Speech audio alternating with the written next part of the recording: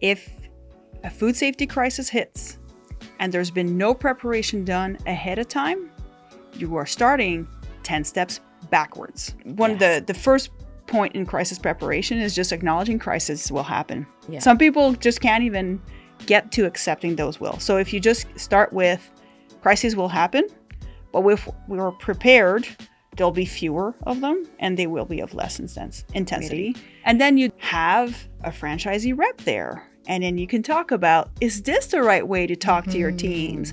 Is this the right protocol? Yes. Yeah. And, sometimes some crisis protocols are 10 years old. All right. I want to make sure we at least get to our, next question. Okay. Great last question, because it doesn't matter how many steps you take. Sometimes things happen. So if a food safety crisis hits, what's the first step leaders should take? So, honestly, if a food safety crisis hits and no preparation has ever been done before the crisis, you're already starting 10 steps backward. Say it again for the people. Yes. So you need preparation before. Think of fire drills at school. It is because in a rush, you want to have already embedded the reflex of like leave this room, go down this staircase and go outside this door, meet all the way over there at the muster point, right? So the first steps honestly starts at -3, right? Yeah. You need to start with like, what's a crisis plan? What's in it? Who says what, when? But once it hits, the first step is communication right away. And sometimes communication can be incomplete in that first set, right? I remember a couple of years ago, there was an onion situation. It wasn't a recall yet. It was just, I think at the time it was the CFIA saying, we are investigating onions that make people sick. Which onions? Yellow, white, red? Don't know. Whatever. Where? Which part of the country? They didn't specify that. They just were investigating. So, and then everyone is scared of their onions. Yes. So, another reason onions make you cry. So, my next step was just my first communication was like, hello, franchisees. Also, hello, my leadership team. Yes. I'm aware of this. I'm looking into it. More information to come soon. So it basically said also, don't change anything for now. Within 6 hours, it was, don't use onions anymore. Put the ones that you've prepared in the garbage. The ones that you haven't chopped up, keep them in your cold room for now. Instructions to follow. So don't wait until you know everything until you give information. So that's, as the crisis leader, food safety people are often the crisis leaders in restaurant situations. I think even small, clear information, timely, is more important than the full picture. As scientists, that makes us really uncomfortable because we like to propose like an entire like story, like with all the technical terms. Yeah, A plus B equals C and all that stuff. But as a franchisee, I think what's also important is to heed those communications, escalate if you've heard anything different, because sometimes that's how we get to know things. It shouldn't, but sometimes it happens. But that's why it's important to put that first communication out. Yes. I'm aware. That way I don't receive 50 emails from franchisees saying, I saw this on the news. So otherwise afterwards is cascade the information. We've been advised by the franchisor that there's this going on. For now, no change. Right? You, the franchisee, are reassured by my communication. Yes. Cascade down. Right? Yes. That way, because within 30 minutes, your cashier might get a question about this. From a customer even. Yes, yeah. Exactly. And so they need to be able to answer it. Yeah. And then when we say, we're not selling onions right now, we don't know if it's part of a real call or not. Just don't. Yes. And then with like a quick till script, cascade down quickly, verify that they know, right? Yes. That's it. Set up, if you haven't yet, set up some sort of WhatsApp or Teams group with the next rung, right? So like if you're a franchise owner with your regional coaches, if you're regional coaches with your market coaches, and like each rung of your hierarchy, have that group in a communication app that will let you have access to them in like a fraction of a second. And because we know our ops people, they're on the road. They're not like looking at their emails and stuff like that. They shouldn't be when they're driving.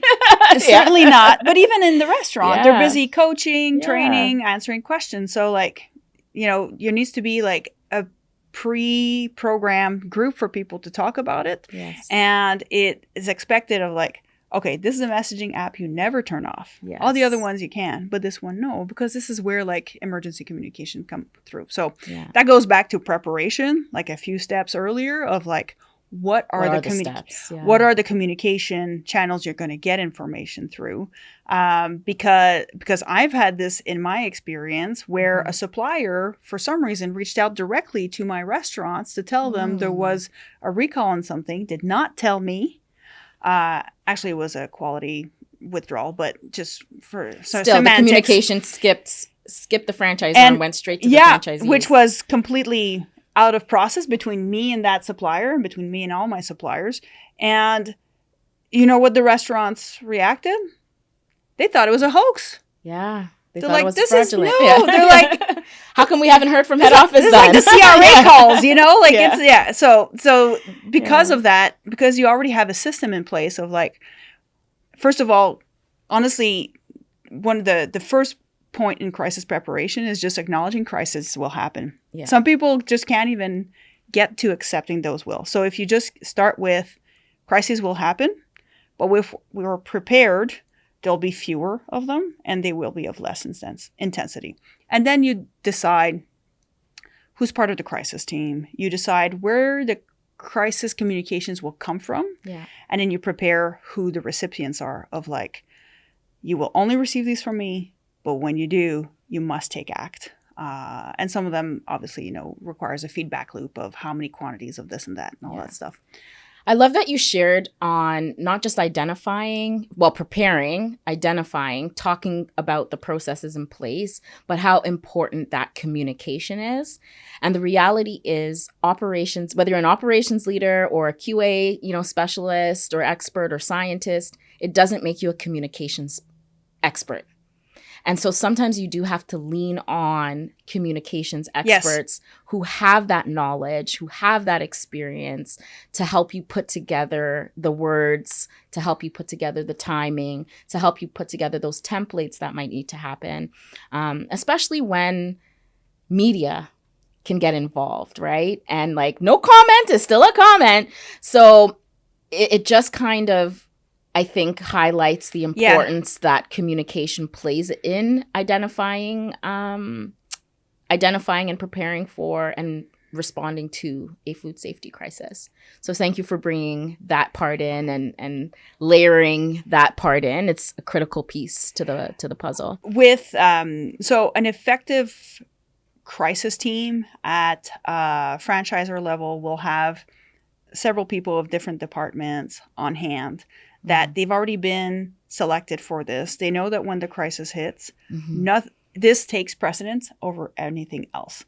So I know that each time I needed to put out communication, I had it vetted by, for example, one of my ops peers to confirm, have I considered everything, right?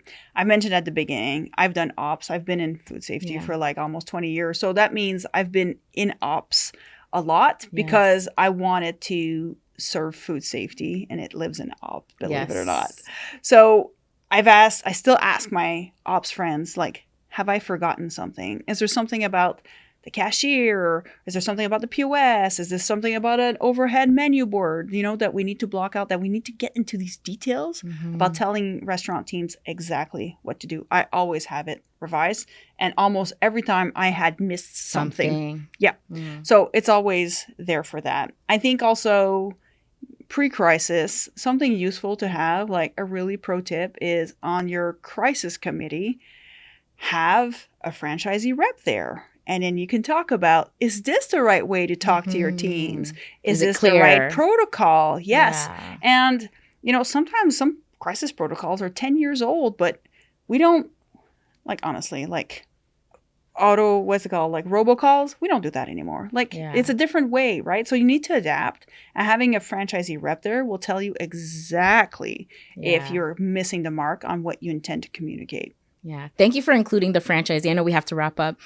Thank you for including the franchisee in the feedback loop, because I remember there was an ops director that had reached out, and I was, giving some feedback, and it's like, you always somehow find the little mistakes that we miss, And I said, I wish I could take all the credit, sir. 90% of what I communicate up comes from conversations I'm having with franchisees when I'm in store, or managers or team members when I'm in store that say, hey, that new promotion came out, but did you notice?